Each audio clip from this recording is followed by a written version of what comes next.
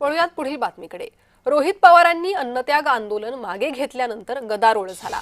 Alkaline पाणी पिऊन रोहित पवारांनी आंदोलन केलं। भाजप किसान मोर्चाचे प्रदेश सचिव माऊली हळवणकर यांनी हा आरोप केला। आंदोलन हा रोहित पवारांचा राजकीय स्टंट होता असा आरोप भाजप किसान मोर्चाकडून करण्यात येतोय। या संदर्भात अधिक माहिती घेतली आमचे प्रतिनिधी संतोष कुलकर्णी यांनी। सरसकट कर्जमाफी करावी शेतकऱ्यांची 2 लाखांपर्यंतची, याकरता आमदार रोहित पवार यांनी अन्नत्याग आंदोलन सुरू केलं होतं। त्याची सरकारने दखल घेतली। नामदार गिरीश महाजन यांची शिष्टाई कामी आली आणि त्यांनी आपलं आंदोलन मागे घेतलं आहे। याचा फायदा आता 45 लाख शेतकऱ्यांना होणार आहे। ही आनंदाची गोष्ट आहे।